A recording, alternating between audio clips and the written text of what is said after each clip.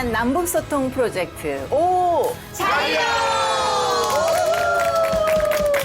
네, 안녕하세요. 아나운서 윤영입니다. 오 자유여의 즐거운 여정은 오늘도 계속 이어집니다. 자, 함께 해주실 탈북 미남 미녀 여러분 환영합니다. 네, 안녕하세요. 반갑습니다. 네, 오지연 씨. 네. 예. 안녕하세요. 네. 언제나 즐겁고 네. 유쾌한 예, 두 분. 그리고 김상배 목사님 나오셨습니다. 안녕하세요. 안녕하세요. 네. 네. 지난주에 이어서 이번 주도 북한의 결혼 이야기에 대해서 나눠보고 있는데 아빠가 대대 참모장이십니다. 그래서 굶는다, 뭐 못 먹고 산다 이런 걸 몰랐던 거예요. 근데 탈북을 했어요? 배부르게 먹는다 그래서 인간답게 사는 게 아니더라고요. 북한의 결혼 문화. 프로포즈는 어떻게 할까요? 야, 나 너 좋아하는데 넌 어떻게 생각하니? 동물은 내한테 뭘 해줄 수 있는데요? 목숨 바쳐 사랑하가서. 결혼식은 어떻게 치르나요? 결혼식은 집에서 했어요. 여기면은 쌀 한 대박, 감자 한 바구니 이렇게 들고 가서 그리고 같이 뭐 나눠 먹는 거구나. 북한 결혼식에 빠지지 않는 노래. 한번 해보세요. 해보세요. 연주를 알죠? 네. 축복하노라. 축복하노라. 이 노래.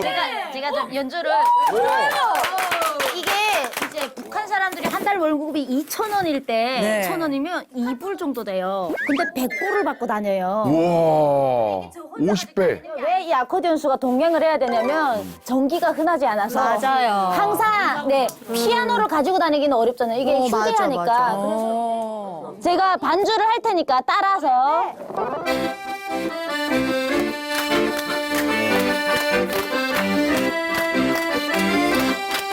북한 생각나.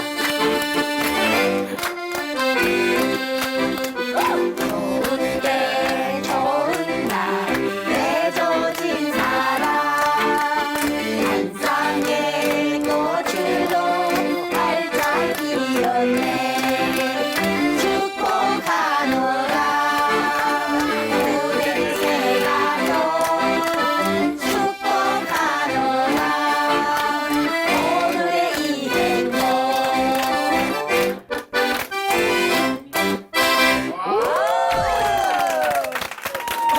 이거 마치 교회에서 새신자 오면은 네, 축복합니다. 당신의 사랑으로 축복합니다. 요거랑 또 되게 비슷해요. 닮았네. 좋죠? 너무 똑같아. 네. 이 축복하노라 음악만 나오면 네. 가만 앉아있던 할머니도 고개 숙인 섹시도 일어나 춤을 춥니다. 기분이 되게 좋아지는 네. 음악이에요. 너무 좋아하죠. 아니 진짜 신부가 막 이런 춤추고 싶은 그런 노래인 것 같아요. 최성국 씨는 이제 결혼할 때 한번 가서 네, 해드릴게요.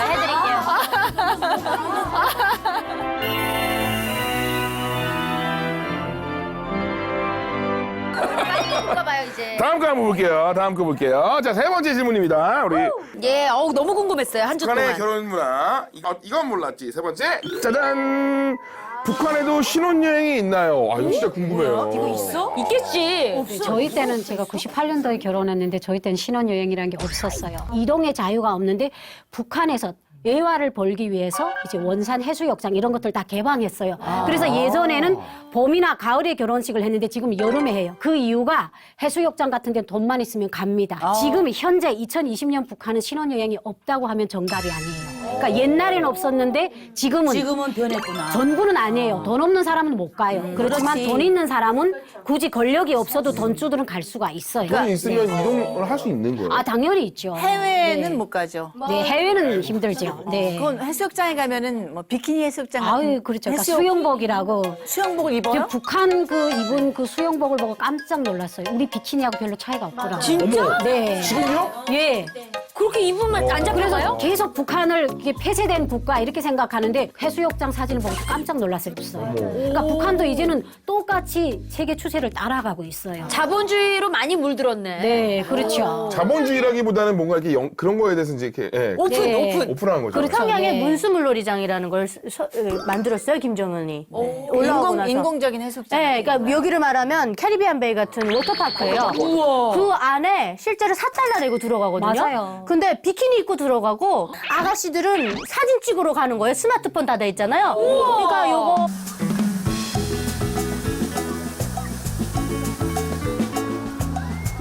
밀미끄럼 따뜻하니까 정말 좋아요.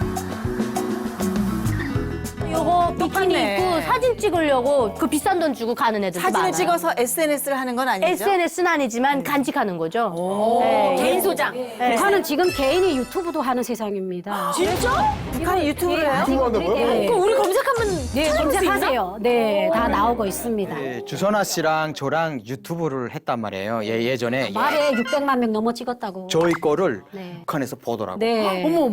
나라에서 이제 지정한 지정한 사람만 거지. 예, 유튜브를 할 수 예, 있구나. 예, 맞죠. 그러니까 예. 북한의 체제에 대해서 이렇게 선전할 수 있고 이런 유튜버들이 그러니까 우리는 이렇게 그거예요. 자유가 있다. 그런 거죠. 다 북한의 선전. 예. 이제 만약에 북한에서 개인 유튜버가 유튜브를 했어요. 이거는 대회용이지 정작 북한 주민들은 못 봐요. 본다는 그치. 겁니다.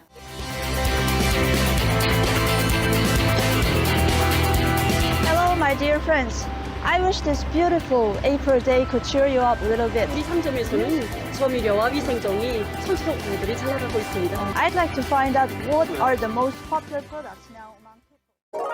언제 어디서 어떤 사람들이 우리 방송 오자유요를 아마 보고 있을 거예요. 그렇죠. 네. 모니터링 탈북을 하죠. 꿈꾸고 있고 탈북하신 분들도 많이 계실 것 같고. 그러니까 오자유요 같은 경우도 북한의 선전선동부에서 감시 대상으로 보는 거지. 몰래 보지 않을까요? USB로 들어가면 볼 수 있죠. 최성국 같은 사람이 거기도 있을 거 아니에요. 아니 가능성이나 많아. 무조건 봐요. 무조건. 이번 질문은 어떤 걸지?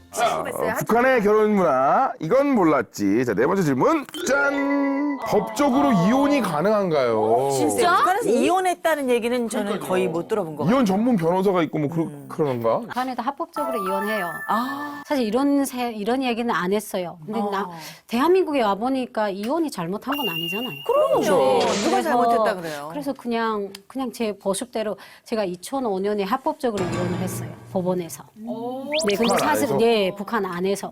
근데 이제 북한도 그래요. 이제 권한의 행군이 시작이 되면서 이제 남자나 여자나 장사를 하면서 외도가 많아졌어요. 예, 외도도 많아지고 이러다 보니까 그리고 이제 쌀떡에서 인심이 난다고 이게 나라에서 배급을 안 주고 월급을 안 주니까 부부들이 이렇게 싸우는 거예요. 이렇게 서로 없으니까 그러다 보니까 야 그만둬라, 아니, 그만 살자 뭐 이래가지고 와닥닥 해가지고 헤어지고 이러는 거예요. 그러면 가운데서 아이들이 꽃제비가 되는 아이들이 많았어요. 대한민국은 뭐 상속권 같은 것도 있잖아요. 북한은 그런 게 없어요. 그러니까 이제 아이들을 합법적으로 이혼할 때 아이들이 의향을 물어요. 근데 그 아이가 만 7세 이상이 돼야 돼요. 엄마한테 가겠냐, 아빠한테 가겠냐. 그러면 아이들이 엄마한테 가겠습니다 하면 그 집을 엄마가 가져요. 예, 그냥 이렇게 되는데 그래도 지금은 이제 북한에서 헤어져 사는 사람들이 많아요. 근데 합법적으로 이혼한 사람들은 아마 100쌍에 3쌍, 4쌍밖에 안 돼요. 그 이혼을 하려면 안 돼요. 말도 안 너무 돼. 힘든 거예요. 그러니까 이혼 조건에 여자가 아이를 못 낳거나 남자가 여자 만나서 성관계가 맞지 않는 것도 이혼 조건에 대합니다. 저는 이혼을 해봤기 때문에 그런 조항이 있는지 처음 알았어요. 그거는 시켜주더라고요. 그리고 어떻게든 이해해서 살아야죠. 혁명 동지를 만들어야죠. 이래가지고 어지간하면 이혼을 안 시켜요. 그렇지. 그러니까 지금 헤어져 사는 사람들은 법적으로는 다 결혼 관계가 돼 있어요. 그렇지만 몸만 뜯어서 사는 거예요. 그리고 법적으로 이혼한 사람들은 정말 적은 프로예요. 그러니까 이혼 조건이 그러니까 장손이거나 대대손손 이렇게 아이가 없을 경우에만 가능한 거지 아이를 못 낳는다 해서 무조건 이혼 조건이 되지는 않아요. 외도는 예, 외도도 이제 외도도 안 돼요. 이혼 조건이 예, 아니에요. 외도가 합법적인 그거는 아니에요. 제가 북한에서 이게 탈북의 원인이 기본 남편와의 관계에서 이렇게 탈북까지 이어졌는데 정말 이 너무 폭력이 심하고 술만 먹으면 때리고 가난이 싸움이라고 그냥 먹을 거 없어도 뒤집고 그냥 까고 이렇게 너무 싫어갖고 집 뛰쳐나오기 전에 이혼하자 하니까 이혼하자 하고서 사실 법원에까지 갔어요. 근데 거기에 가보니까 어떤 사람은 노루까지 메고 왔어요. 아, 이혼 시켜달라고? 노루까지 자루에다 메고 와서 이렇게 뇌물을 거행해서 이혼을 하는데 우리는 아무것도 없는 거예요. 그러니까 이혼이 안 되니까 내가 갈 데 없으니까 또 북한에서는 죽어도 그 시집에 가서 죽으라 그래요. 집에 안 받아줘요. 언니 오빠도. 그러다 친정에서. 보니까 그 집을 뛰쳐나와서 사실은 이렇게 탈북의 원인까지 이렇게 됐는데 우리는 결코 진짜 내 머리 없어서 이혼도 못 하고 나왔어요. 쉽지 않군요. 국가적으로 또 이혼을 시켜주는 게 있어요. 남편이 정치범 수용소를 간다 이러면 둘이 부부관계는 엄청 좋았는데 갑자기 어느 날 보이부에서 이혼서를 도장 찍으라 그래요. 어머. 정치적으로 이 사람은 다른 문제가 계급인 있으면? 거예요. 문제가 있어요. 그러면 그거는 국가에서 알아서 그냥 이혼 도장 찍으라 그래요. 내가 그렇지. 싫다고 해도? 네, 내가 싫다고 하면 안 해도 되는데 그럼 같이 수용소를 가야 돼요. 애를 데리고. 어휴. 근데 애들을 살리려면 여자들이 이혼 도장 찍고 애를 가지고 수용소를 안 가는 거예요. 그래서 부자들이 돼야 이혼을 한다라는 소문이 있어요. 요즘은 이혼도 돈이 있어야 해요. 이런 경우 아버지가 정치범이잖아요. 자식들이 엄마 데려가서 살아남긴 했지만 사회생활하면서 죄를 범하면 아버지 따라가요. 무조건. 그래서 굉장히 위험해갖고 제가 제 조카랑 다 데리고 다 탈북을 하긴 했는데 제가 북한에서 노동 단련대 6개월을 했어요. 근데 거기에 범죄자들이 들어오는데 이혼 범죄자, 이혼이 범죄거든요. 범죄요, 이거. 이혼 범죄자들이 많이 들어와요. 그래서 어머. 노동 단련대는 웃긴 게 그거예요. 들어오면 너 무슨 범죄 저질렀어? 그러면 도둑질했습니다. 맞아, 그러면 다 도둑질. 자기가 도둑질하던 그 상황을 그대로 뭐 저는 불륜하다가 들어왔습니다. 해봐. 그러면 불륜 어떻게 해요? 해요. 어떻게? 예. 지 혼자서 막 이렇게 인권이 없기 안 때문에 하면 뭐 시키면 무조건 두들겨 해야 돼요. 맞아. 안 하면 내만 돼. 근데 어머. 아, 맞으니까 예, 하요. 인권이 없어요. 마지막에 이혼까지 다 되잖아요. 그러면 무조건 노동 단련대 6개월. 그리고 서로 손잡고 그 사랑하시라 노래 3절까지 불러야 돼요. 어머. 이혼할 때요? 네. 아, 이혼을 헤어져야 되는데, 네, 사랑하시라 이거를. 하지만 그거 해보고 그래도 이혼을 하겠네요. 그래서 그때 그냥 베개 하나가 사랑하시라 노래 하다가 손잡고 손잡고 우는 게 있다. 울면서 이혼 안 하는 경우가 있어요? 있어요. 나 너무 궁금하다. 그러니까 북한에서는 이게 부부라는 개념이 대한민국처럼 남자와 여자 만나는 게 아니에요. 혁명동지. 혁명이 한 길에서 맞아진 가정의 나라의 한 세포인 거예요. 어이도 남편이 외도해서 이혼을 했는데 그게 이혼 사유가 안 되는 거예요. 그러니까 재판소장이 저희 아빠한테 휘발유 한 도로만 갖다 주시오. 이렇게 된 거예요. 그래서 휘발유 180리터를 저녁에 갖다 주니까 그냥 이렇게 되는 거예요. 그렇게 되는 거야. 그렇게 해서 되는 거예요. 저도 합법적으로 할 수가 없죠. 그 노래가 참 사랑하시라. 궁금하다고 네. 하셨잖아요. 그래서 영상으로 저희가 준비를 했거든요. 예. 어떤 노래인지 함께 들어보시죠. 노래가 많이 높네요. 높아요? 목은 주체창법이라 높아요. 주체장.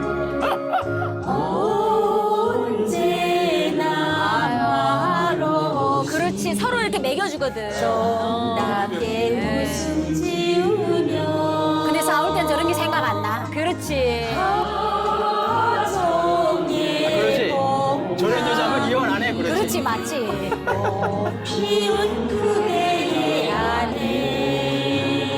안 해? 안 해. 와이프.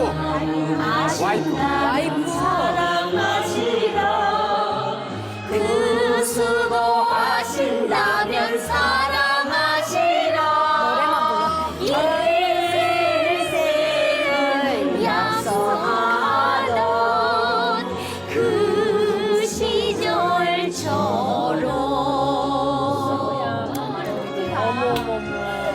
되게 찔리네요. 저에 해당되는 노래여서. 그래서 남자들이 그래요. 여기서 나오는 여자면 이혼 안 하지 뭐. 저 남자면 이혼 안 해 그래. 들은 얘기인데요. 이렇게 7쌍이면 7쌍이 이렇게 재판받으러 왔잖아요. 그랬더니 판사가 그러더래요. 알았어, 이혼시켜줄게. 그러면서 이 운동장에 나가서 손잡고 뛰어 3바퀴만. 그 다음에 이혼시켜줄게. 그러더래요. 그래서 7명을 딱 7커플 순서대로 해가지고 뛰었대요. 근데 한 3커플은 죽어라 뛰라고 해도 안 뛰는 거예요. 4커플은 빨리 이혼하자 이러면서 손잡고 뛰었어요. 4커플은 이혼 안 됐어요. 어머! 죽어도 손 못 잡고 뛰겠다 하더니 3커플은 이혼됐어요. 그러니까 손잡고 뛰었다라는 것 자체가 어느 정도의 마음이 있다라고 판단이 돼서 4커플 안 됐다는 거예요. 그래서 그 이혼을 안 시켜준다고? 안 시켜줬어요. 이 3커플만 해주고. 본인이 안 그냥 하겠다. 안 뛸 애들만. 죽어도 못 뛰겠다. 저도 뛸 걸 그랬어요. 에휴, 안 뗐어요. 아니 추선아 씨는 사랑하시라 노래 부르셨어요 이혼할 때? 아니요, 저는 안 불렀죠. 뇌물로 거이고 했기 때문에. 예. 사실 이 노래 듣고는 사실 웬만하면 이거 못할 것 같아요. 사랑하시라 노래를 하게 되면 처음에 노래 이게 손 안 잡고 노래 시작해요. 그다음에 점점 가사가 들어오니까 손 잡아요. 마지막에는 울면서 포옹해요. 그다음에 이혼 못 해요. 아. 그렇게 가사를 만들어 놔. 왔어요 이게. 저 노래가 마약 같네. 사랑의 묘약. 정말 쉽지 않을 것 같아요, 북한에서는. 저 우리나라도 좀 도입하면 좋을 것 같아요.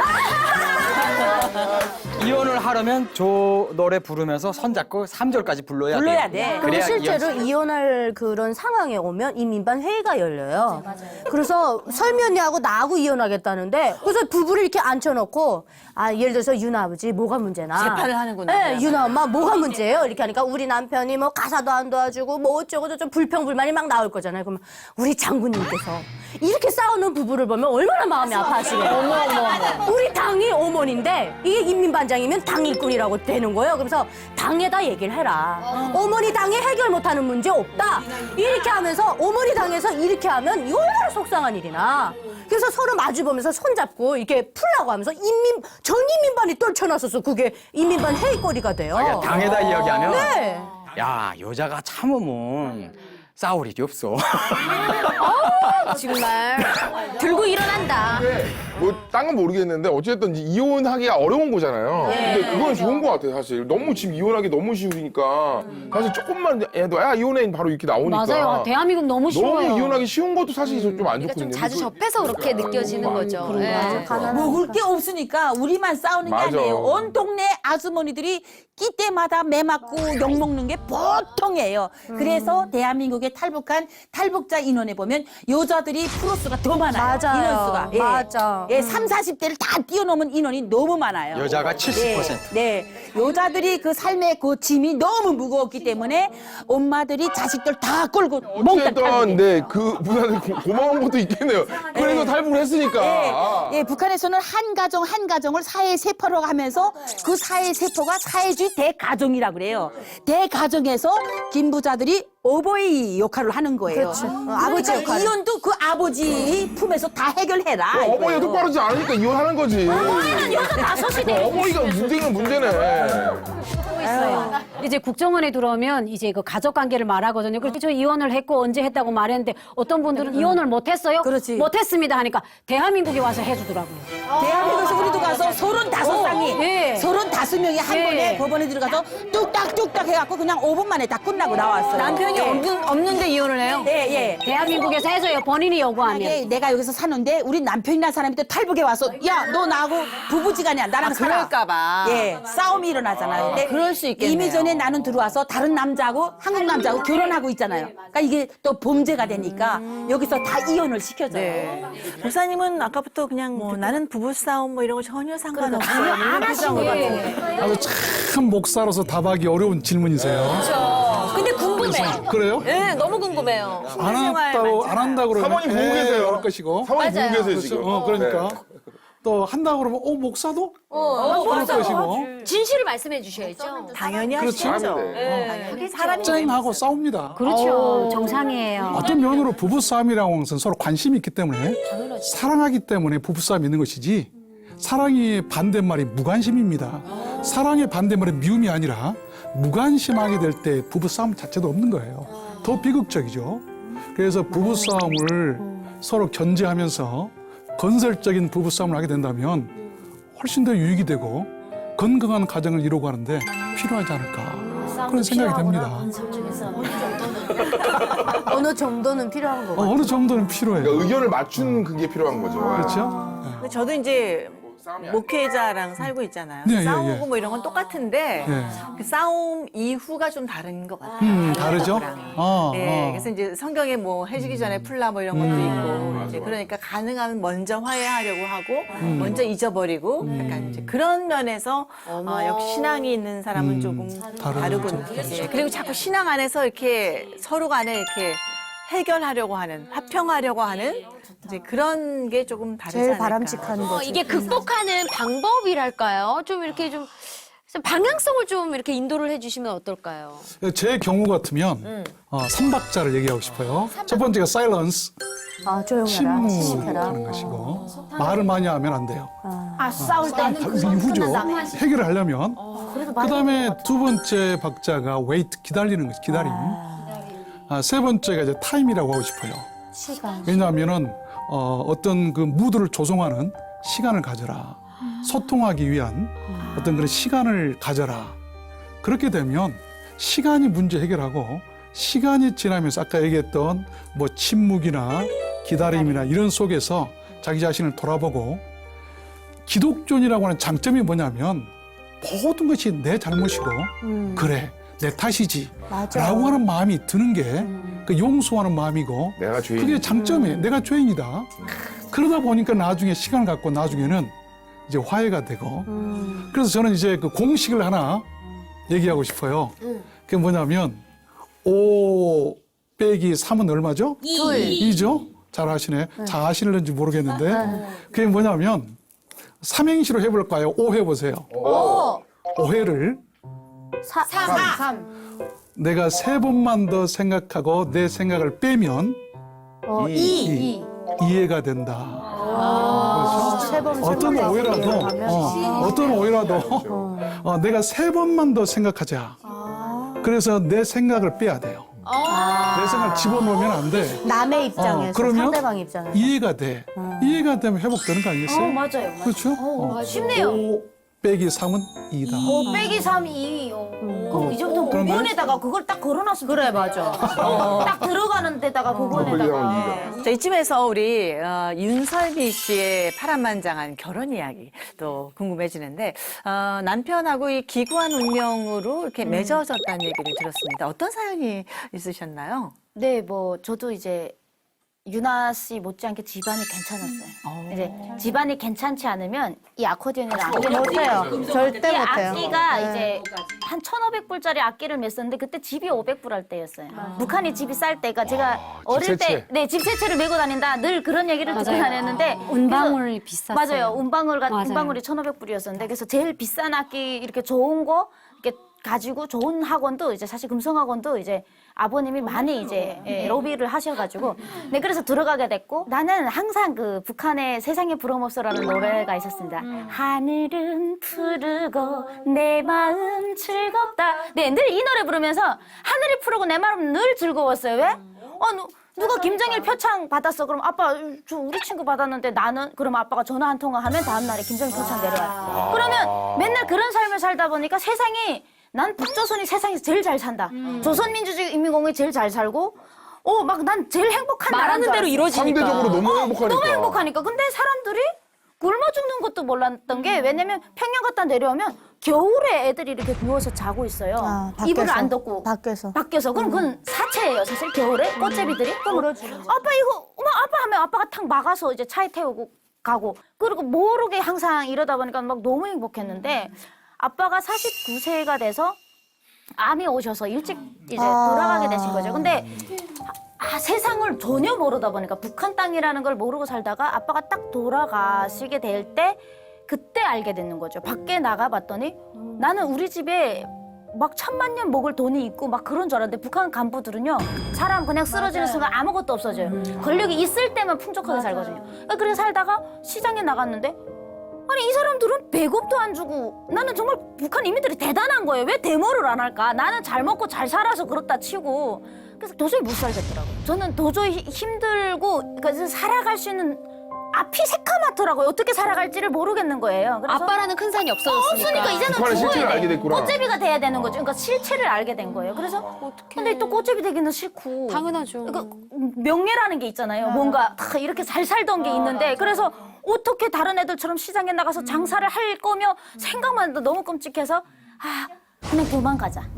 그냥 도망가는 게 빠르겠다. 근데 사실 드라마를 너무 일찍이 많이 봤고 잘 사니까 또 많이 봤지. 98년도에 정주영 회장님이 북한에 소 1,001마리를 가지고 왔었는데 그때 제가 중학교 때인데요. 그때부터 사실 꿈이 거기서 나왔던 게 우리 아빠가 그 정주영 회장이 딱 그 영상을 보면서 김정일을 만나고 막 그랬어요. 근데 저희는 정주영이라는 사람이 북한 사람인지도 몰랐고 그 사람이 여기 뭐 현대그룹 회장인지도 몰랐는데 이제 TV로 막 중학교 때 나왔는데 아빠가 그러는 거예요. 야. 반역자도 성공하니까 영웅되는구나 이런 얘기를 하셨어요. 그러니까 북한에서는 한 땅을 떠나면 반역자인 거예요. 그렇지. 북한 법으로는. 반역자지. 그래서 반역자도 떠나서 일단 성공하면 영웅된다 이게 딱 박혔는데 이 사람에 대한 정주영 회장에 대한 소문이 엄청 났었어요. 전설. 맞아요. 대단한 전설이었었는데 중학교 때 나도 뭔가 이 땅을 넘어가면 저 사람은 무슨 잔디 장사도 하고 배도 만들고 했다는데 나도 그렇게 할 수 있지 않을까 이런 생각을 정말 하고 있었던 거예요. 계속 마음에 있었던 찰나에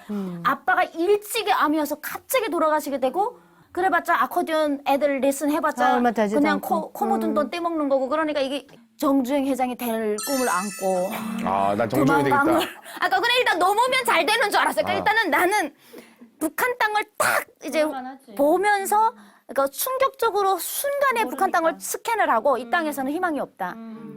근데 야 너무 세죠 정주영 회장님 이거 그분처럼 되지 않을까? 그러니까 모델이 그거였어요. 아, 그럼 그런 생각할 수 있죠. 희망을 넘은데 꿈은 커야지. 희망을 넘은데 생각하고 다른 게 저는 인신매매로 팔려가게 된 거죠. 그러니까 몰랐지. 그러니까 생각이 꽃받치고 기만 컸죠. 사회생활을 못 해보고 그래서 탁 넘었는데 피아노하고 아코디언 연주를 하니까 그거면 한 뭐 천문학적인 숫자 북한 돈을 1억 넘게 3개월은 번대요. 그래서 3개월만 벌어갖고 사실 돌아갈 마음을 가지고 뭔가 성공을 나한텐 그때 그 1억이라는 돈이 너무 큰 돈이고 그치. 두만강물을 막 따라서 넘어갔죠. 넘어갔는데 막 중국말을 모르니까 제가 그때 니하오 와아이니밖에 몰랐거든요. 앞으로 어딘가 데려가는데 결국에는 막 이제 제 생각에는 드라마에서 나오는 레스토랑 같은 데서 이렇게 하는 줄 알았지. 근데 그게 아닌 내가 22살에 이제 팔려간 거예요, 사람.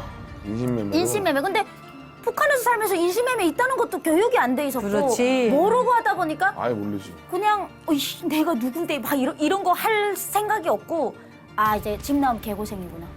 죽어야 되겠다.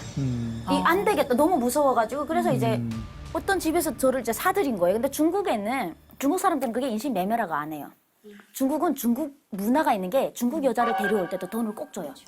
왜냐면 중국 여자를 키웠잖아요. 20년 동안 키워서 딸이시죠. 예. 딸을 예쁘게 키워서 시집 보내는데 서운하지 않을까요? 그 생각 해봤어요? 못 보내. 우리 못 보낼 것 같아. 이러. 죽어도 못 보내. 죽어도 못 보내. 그렇죠. 근데 중국에서는 아들 가진 사람들이 어떻게 생각하냐면 딸을 키운 부모들이 딸을 키우면서 고생을 많이 했기 고생했으니까. 때문에 그동안 딸이 먹고 쓰고 살았잖아요. 그 돈을 지불하는 거예요. 최소한. 거기다가 여자가 예를 들어 중앙대를 나왔다. 대학 나왔으면 돈을 더 챙겨줘요.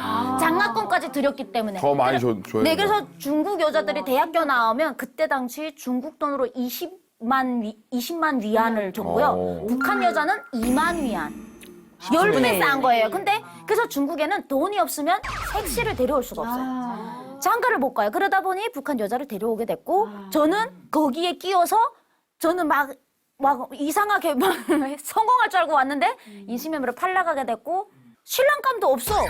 그냥 아들이 없을 때 데려다 놓은 거예요. 아들은 저기 어디 다른 데 나가 일하고 있고 저는 신랑도 없는데 며느리로 들어가는데 며느리로 들어간 거예요. 며느리로 들어간지도 몰랐어요. 왜 중국말 모르니까 여기서 쉬고 가나 보다. 하룻밤 자고 일어났더니 사전을 하나 펼치더니 당신은 우리 집에 며느리로 들어왔다라는 단어를 툭툭툭툭 찝는 거예요. 어머. 어떻게? 22살에 미쳤나? 나도 남자친구 만나야지. 그래서 이제 막 좋아하는 사람 말도 만나야지. 안 통하는데 그래갖고 또 섞였구나 이러면서 죽으려고 보니까 이제 어머님도 계시고 아빠가 임종 직전이었단 말이에요. 그래서 3개월 만에 들어가려고 했던 건데 이렇게 죽으면 내가 어디서 죽은지도 모르니까 이게 부모한테 너무 안 되는 일이잖아요. 그래서 살아야 될 이유를 막 여러 번을 찾아가지고 사실 목을 매려고 했어요. 그래서 그 집에 이제 커튼을 다 뜯어서 해보고 했는데 너무 아깝더라고. 내가 그렇게 죽기는. 그럼. 네, 그래서 죽지 않고 그 집에서 살게 됐어요. 그래서 사실 한족이라는 이미지가 무서워요. 북한 사람들한테는. 한족, 중국 한족들이 우리가 저도 원래 돈이 높은데 저보다 더 높아요.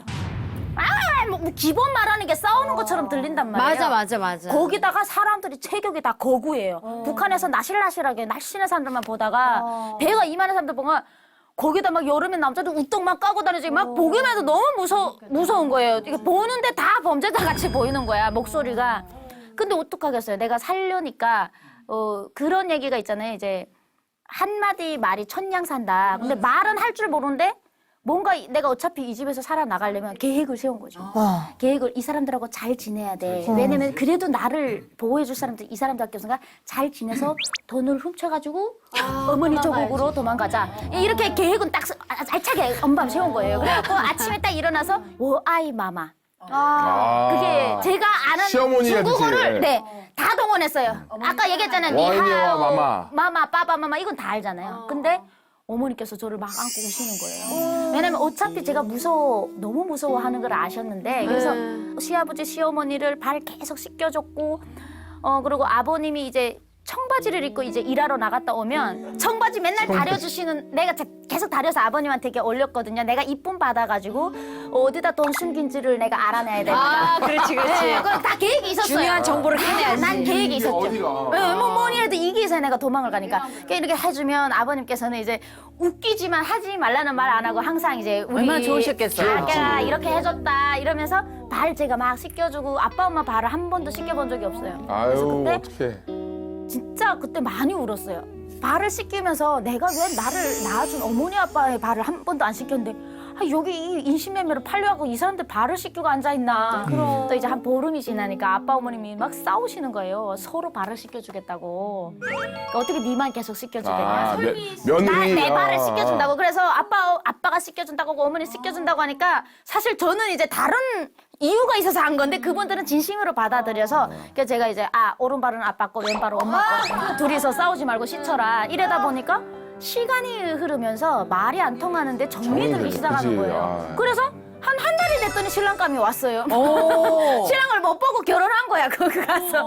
그래서 어땠어요? 신랑이 어땠어요? 신랑이 착하게 생겼어요. 말수가 없고 그리고 정말 다행인 게 제가 쏠 돈이라면 이 사람은 밑돈인 거예요. 더 낮아 있는 거예요. 돈수가 난 이 소리 높은 거 너무 무섭던데 이 사람이 낮는 거예요. 거기다가 이분이 이제 무슨 일을 하셨냐면 교도소에서 무기징역이랑 가는 그 길게 가는 걸 뭐라고 하지 여기서? 장기수 맞아요. 장기수 교도소에서 거기서는 미국이랑 합병을 해서 옷을 만드는데요. 이걸 이 사람이 디자이너도 되고 다 하는 거예요. 옷도 만들고. 월급이 많았어요. 그러니까 다른 사람도 2,000원 받을 때 이 사람 4,000원 받고 그래서 그렇게 받고 나는 그래도 공 같은 사람이 올 줄 알았는데. 그리고 막 이제 자기 번 돈 다 주고 막 그러더라고. 뭐니 해도 이거 아닙니까? 그럼요. 그래서 그거 하면 뭐 다 당연히. 그래서 이제 있었는데 사실 신랑은 한 달에 한 번 아니면 2달에 한 번을 들어왔어요, 지금.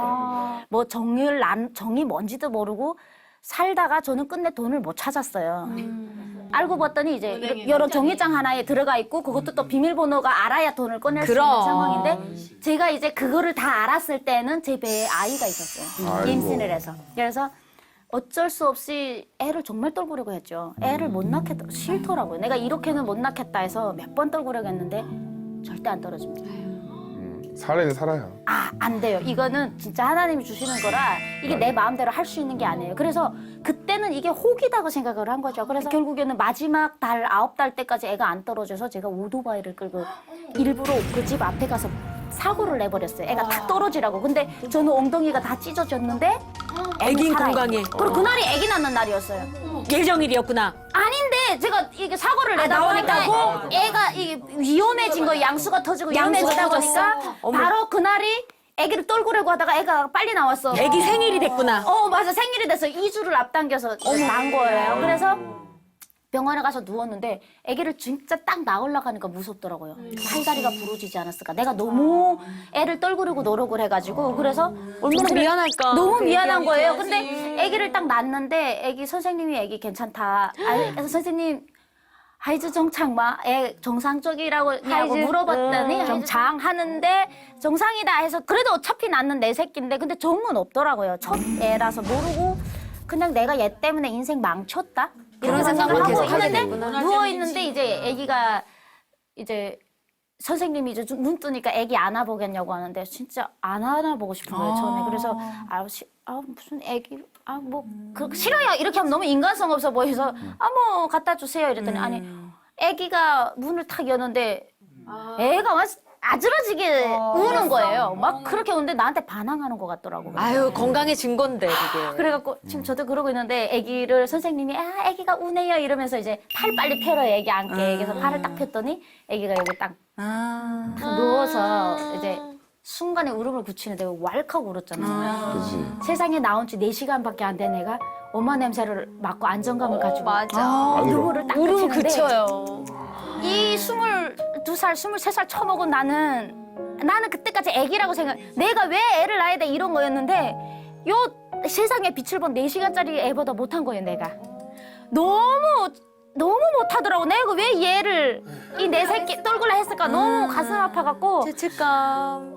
너무 예쁜 거예요. 그래서 다 내려놨어요. 그 순간에 애기가 도망갈 생각 다 내려놓고 나 얘를 위해 살겠다. 얘를 위해 살겠다. 네, 그래서 이제 행복하더라고요. 그러니까 지금 그 애기가 몇 살이에요? 지금 14살. 와. 네, 그 아이를 낳고 제가 이제 한 달 만에 북성이 되게 됐어요. 북송이요? 네, 이제 애를 낳는데 이제 마음을 내려놓고 이제 진짜 정을 주면서 이 사람들하고 살아야 되겠다 했는데 그때가 2009년도고요. 2008년도에 중국에 올림픽이 있었어요. 맞아. 베이징 올림픽이 올림픽. 있으면서 중국 전 내부에 따서프라는 풍이 불어갖고 북한 탈북자 다 잡아내가라 정리를 하고 있었어요. 호구 정리를. 그때 제가 걸려서 동네에서 신고가 다 들어가서 북송이 되게 돼서 이제 젖을 먹이다 나갔어요. 그래서 젖이 애기랑 끓어 같이? 애는 중국애니까 애는 안 보내요. 나한테 왜 이 자식이 있어야 되느냐를 모르고 있었는데 감옥 5년을 가게 됐어요. 그 전에는 대부분 북한 이탈 주민 비법 월경자를 위한 이 법이 없었어요. 그때 김정일이 방침 내렸어요. 탈북은 마약과도 같습니다. 엄중하게 처리하시오 해서 북한 헌법 안에 222조 비법 월경을 5년 이상의 형벌에 처한다는 게 새로 나왔는데 제가 시범게임으로 딱 맞고 들어가다 보니까 거기다 중국애를 낳았다는 게 제일 큰 법. 북한은 단일 민족성이 있어서 법에서 김일성 민족. 김일성 민족, 우리 민족, 피가 섞였다. 네, 그러니까 피가 한족의 피가 섞였다는 거예요. 근데 조선족 아이를 낳으면 또 괜찮더라고요. 근데 솔직히 말하면 살려준다고 보이부에서 그래서 솔직하게 말했더니 5년 먹이더라고요. 네. 북한에서 5년 동안 감옥살이 네. 하신 거예요? 그때 그 부모님은 어떻게 만나셨어요, 북한에서? 제가 나갔을 땐 아버님은 돌아가셨고 돌아가셨고, 어머니는? 그럼 인종을 못 봤구나. 엄정 못 보고 어머님은 감옥에서 봤죠. 그러니까 이 5년 동안 북한 감옥에서 생활하셨다고 얘기했는데 굉장히 힘든 일이 많았을 것 같아요. 그 북한 감옥 안에서. 생존율이 30%입니다.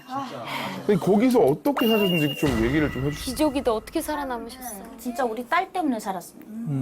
그 한 달짜리 아이 내가 이제 오늘 저렇게 죽으면 매일 시체를 보면서 산단 말이에요. 그 지옥에서 왜 감사했는지 모르겠는데 눈을 떴는데 오늘 살았지? 살아있으네. 살아있으니까 우리 딸한테는 오늘까지는 엄마 있는 아이구나 우리 아이가. 그러니까 이렇게 하루하루 이제 삶을 견뎌낸 거죠. 그래서 한 1,200명이 수감이 되어 있는 여자 교도소에서 이제 한 8평 정도 되는데 100명, 작게 70명, 과자처럼 1, 2층을 이렇게 누워서 자요. 그래서 거기에다가 막 빈대가 나무로 맞아. 교화소가 소나무로 다 지어져 있어요. 1, 2층으로 침대가 다 정거리 교화소라고 제가 갔었는데 거기는 진짜 이제 정치범 수용소 가는 것보다 힘들다는 게 정거리 교화소예요. 일제 때부터 유명한 곳인데 빈대가 여름에는 나와서 그냥 비닐방막을 쓰고 자야 돼요. 비닐방막을 쓰고 콧구멍에다 구멍을 내놔야 이 자고 일어나면 한증칸처럼 이 비닐방막 옆에 물이 축 고여 있어요. 습기가. 내 호흡으로. 그렇지, 그렇지. 그래야 뜯기지 않으니까 내 피가 아까워가지고 막 지금 우리 코로나 때문에 막 그러잖아요. 근데 그때 아마 파라티부스가 북한에 있었는데 장티부스, 감옥에서도 이 파라티부스가 왔어요. 네, 그래서 이걸 감옥에서는 열병이라고 했는데 80명을 넣어놨는데 제가 거기에 이제 속해서 들어갔는데 한참 하루 지나고 이틀 만에 약이 왔는데 약이 너무 써서 무슨 이런 주사기 안에다가 그 약물을 쭉 빨아가지고 앞에 주사기 빼가지고 입 벌려 하면 입 벌리면 목구멍에다 싸줘요. 아, 맛을 못 느끼게. 근데 너무 쓰니까 그러니까 그걸 먹으면 속이 너무 약하고 영양실조가 와가지고 다 토해버려요. 그거 원래 한 번 먹어야 되는데 제가 한 5번 먹었어요. 안 드시겠다는 분들이 계셔서 그분 옷을 갈아입고 줄 서서 한 번 먹고 살라고? 또 한 바퀴 살려고. 왜냐면 내가 오늘 여기서 죽으면 우리 아이는 오늘로 엄마 거기가 없는 막 아이니까. 토하버렸을 거 아니에요. 토해도 막 빨아먹었어요. 저 막 40도 열이 막 넘는데 그 새끼 때문에 살은 거예요. 그래서 그 다 감염자들인데 36도 5부로 그 나왔어요. 사이면 계속 다시 걸리겠다. 걸려야 되는 게 정상인데 간절하니까 이루어지는 것 같더라고요. 너무 간절했어요. 아침에 눈 뜨면 꼭 딱 한 달짜리 애가 계속 내 젖꼭지 물고 있는 것만 생각나는 거예요. 내가 오늘 여기서 죽어버리면 우리 아이는 엄마 없는 아이로 평생 엄마 얼굴도 기억 못 하겠는데 그 아이에게 감사한 게 너무 감사한 게 많은 게 그래서 그 아이가 내 몸에서 떨어지지 않았구나. 걔가 있음으로 해서 자식이 재산이에요. 그래서 애기가 살린 거네. 네, 우리 애기가 날 살린 거죠. 하루하루를 그렇게 버텼고 지옥 안에서 또 지옥이에요. 그러니까 이 지옥을 좀 내가 덜 살려면 말 잘 들어야 돼요. 좀 강해졌던 것 같아요. 그 아기 때문에. 그래서 5년을 진짜 그 자식이 없었으면 엄마가 아니었으면 쟤까지 어떻게 살아요? 이렇게 손가락이나 놀리던 내가 대단하다. 네, 그래서 죽을 뻔했던 거를 그 아이가 저를 살린 것 그 같아요. 5년, 지금 말하니까 그냥 5년이라고 이야기할 수 있지만 5년. 아니 보통요 6개월, 9개월이면 죽어요. 맞아요. 여자는 약하지만 엄마는 강하다는 게. 그러니까요. 와, 이게 엄마가 아니었으면 절대 살 수가 없어요. 그럼요. 놀라운 걸 넘어서 경이롭네요. 네, 아이가 진짜 엄마를 구원했네요. 그죠? 근데 남편과는 그래서 어떻게 5년 후에는 재회를 하신 건가요? 이제 5년 끝나고 어머니가 저 데리러 와요. 어머니가 안 데리고 오면 감옥에서 안 내보내져요. 그래서 전거리 교화서다 보니까 두만강이랑 가깝고 제 고향은 라선이고 어머니께 얘기했죠. 엄마도 이 딸이 기중에서 살렸는데 나한테도 조그만 아기가 내 얼굴 모르는 아기가 기다리니까 엄마 나 죽을지도 모르겠지만 또 가야 될 것 같아. 이제 거기까지 고향까지 들어갔다가 못 나와. 나 그러다가 못 나오니까 여기서 4시간이면 연성까지 걸어서라도 나갈 수 있으니까 엄마 나 좀 이해해달라고. 그래서 어머니가 그래 어른이 참아야지. 애기가 엄마 기다린다는데 가라 그렇게 됐어요. 그래서 어떻게 어머니가 막지를 못하는 거예요. 그래서 교화소 출소한 날 바로 두만강을 넘었어요. 내가 감옥에 들어가서 5년 사는 동안 두만강 연선에 야시경 카메라가 설치된 걸 모르고 있었어요. 나도 감옥에 있다 보니까. 네, 밤에 좋은, 그러니까 물꽃이 깊은 곳으로 해서 왔는데 결국에는 제가 숨어 있고 이런 게 다 찍힌 거예요. 중국 쪽에 야시경 카메라에 다 찍혀갖고 제가 연길 톨게이트를 빠지는데 잡힌 거예요. 어떡해요. 애랑 통화하고 있었어요.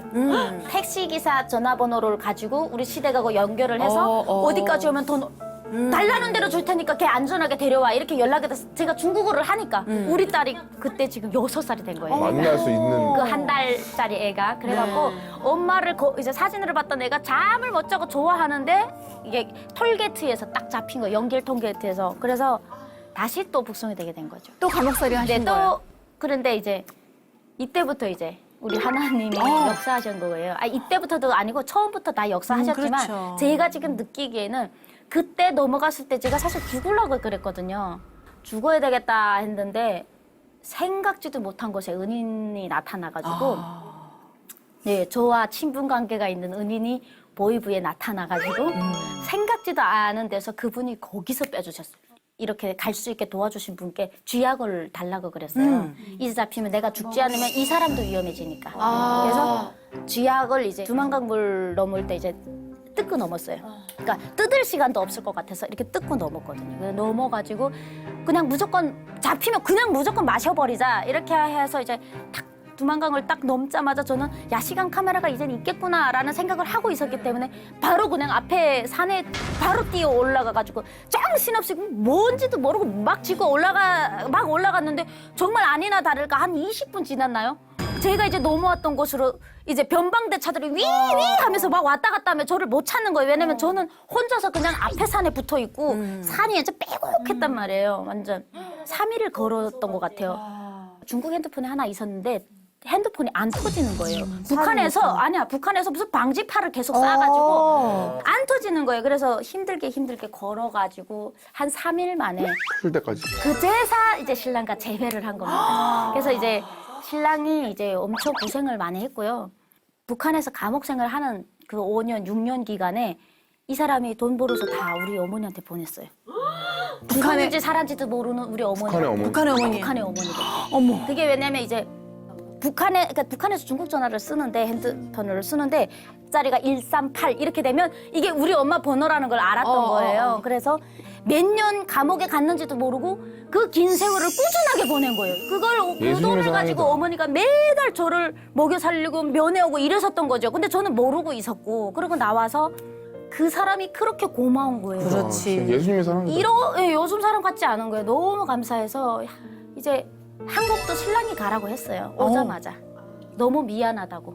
내가 너를 못 지켜줘서 너무 미안하고 네가 없는 5년 동안은 나는 지옥처럼 살았다. 죽었는지 살았지 모르니까. 그래서 감사하게 살아왔으니까 한국이라는 나라는 그렇게 사람 잡아 안 내가고 북한 사람들 다 그 나라 국민이래. 우리 너도 가라.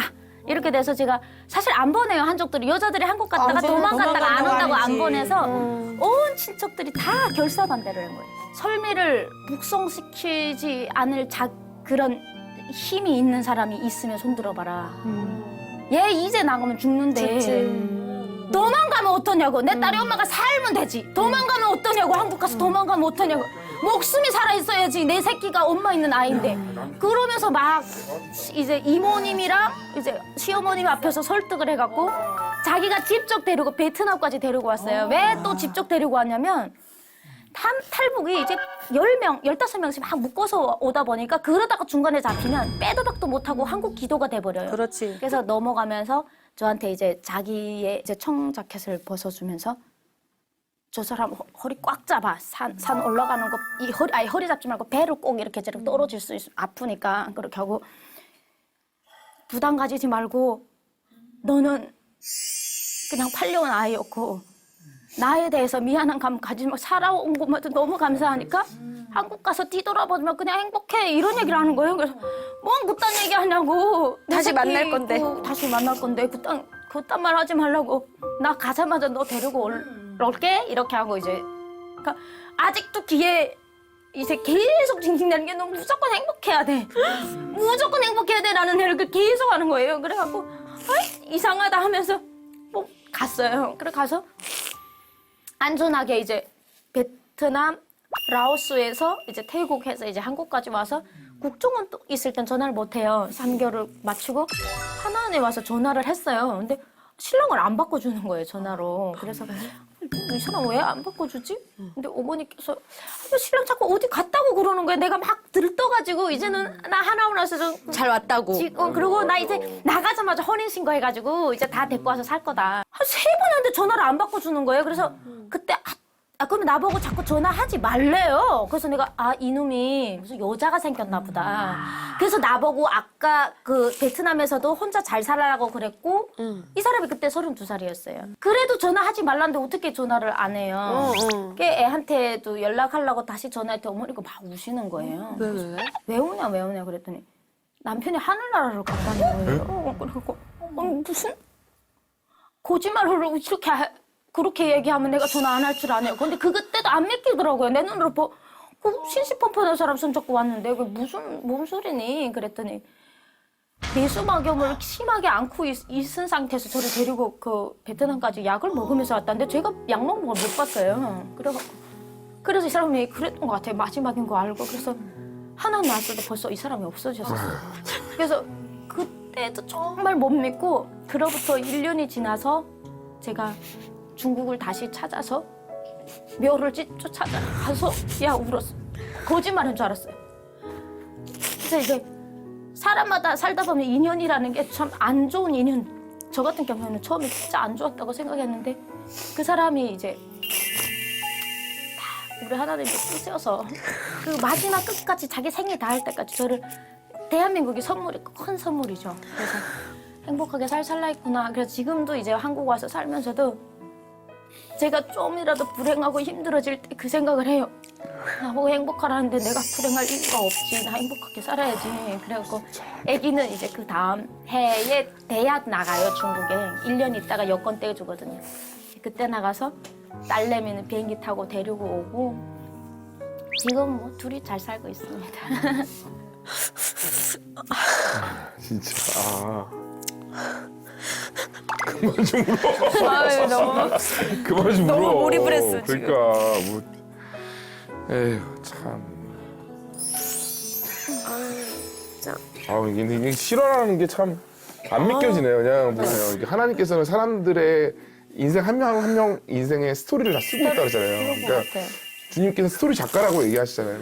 제가 알기로는 탈북하신 분들이 선교사님들이나 그렇게 교회 개통을 통해서 많이들 탈북하셨는데 오늘 이곳에서 와서 보니까 눈물이 있고 하나님이 계셔서 너무 좋은데 그렇죠?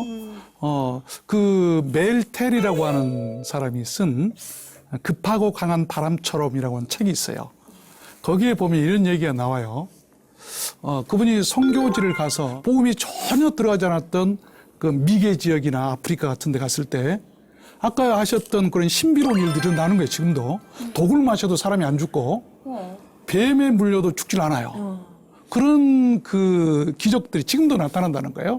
우리 탈북 미녀 미남들께서 탈북하신 것을 보면서 참 굉장히 마음이 아프고 좀, 하나님 은혜를 많이 느끼고 있는데 그 과정을 보니까 죽음과 생산을 넘나드는 그런 과정에서 지금도 기적이 있고 네, 늘 하나님이 매일 계획하셨고 있어요.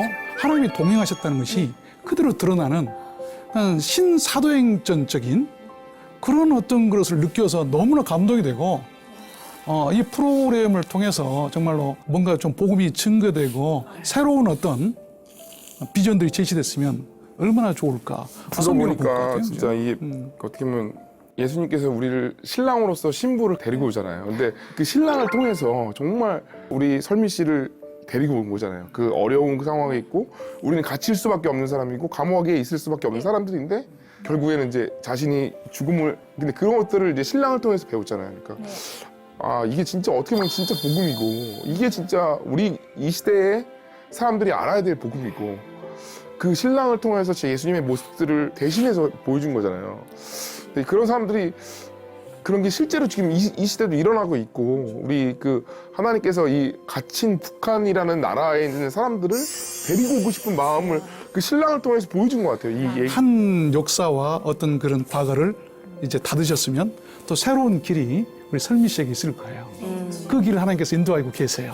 복음이 살아서 현재 지금 진행되고 있는 그런 과정이 있어요. 하나님과 동행하세요. 믿고 있어요. 설미 씨가 워낙 유쾌하고 밝으셔서 네, 남편이 그렇게 돌아가셨을 거라고 청명해요. 이렇게 영상 편지랄까요? 한번 이렇게 방송을 통해서 남편한테 못다한 이야기 띄워주시는 거 어떨까? 이 시간 통해서 네, 한 말씀 해주시죠. 또 이런 시간이 있어서 네. 영상 편지를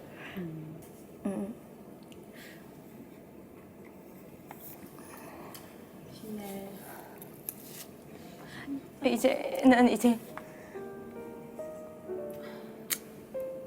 애기 아빠가 자기가 내 곁을 떠난 지도 7년이 넘었고 마지막에 했던 이야기 너 무조건 행복해야 돼. 내 딸의 엄마가 도망가면 어떠냐고. 목숨만 살아서 행복했으면 좋겠다는 그 바람을 잊지 않고 나 지금 딸이랑 잘 지내고 있고 지금 진짜 너무 행복하게 살고 있고 항상 내 옆에 함께 계시는 그분과 함께 손을 잡고 가고 있으니까 너무 걱정하지 말고 천국에서 만날 때까지 서로 건강하게 잘 지내기를 바랄게. 고맙고 사랑해.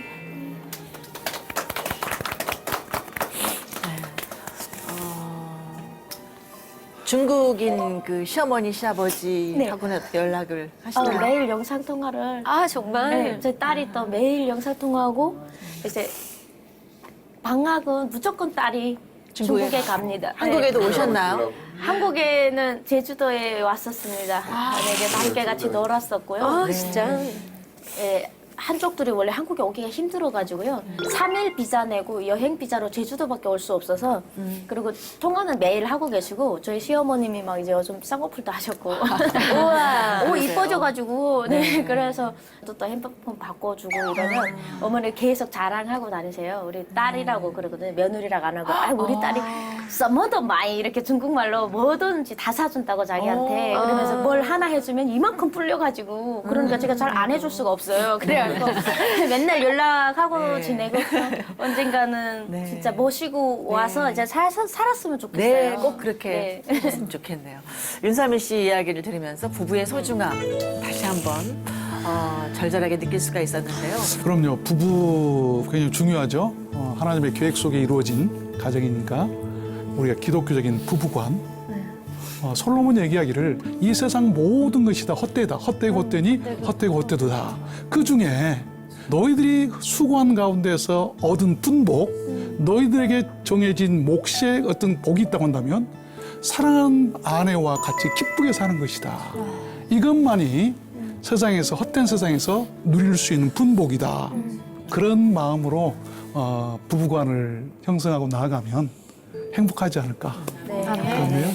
네, 참 오늘 아침에도 남편 바가지 긁고 그랬는데. 감성합니다. 갑자기 보고 싶네요. 아니, 삶이죠. 예, 바가지는 삶이에요. 목사님 아무튼 귀한 말씀. 네. 네, 오늘 정말 감사드리고요. 오자유어 다음 주 또 풍성한 이야기로 여러분 찾아뵙도록 하겠습니다. 마지막 인사 함께 한번 외쳐볼까요? 네. 복음 통일의 그날까지 함께합니다. 오! 자유야!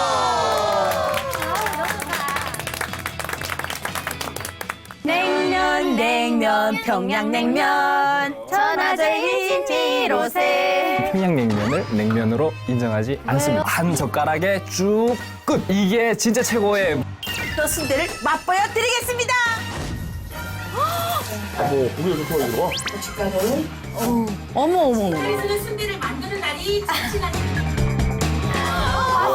북한 냄새가 나네.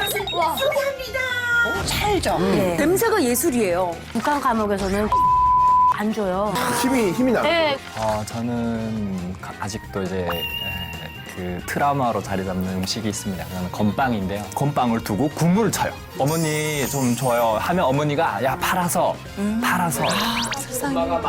엄마 얼마나 마음이 없었어요.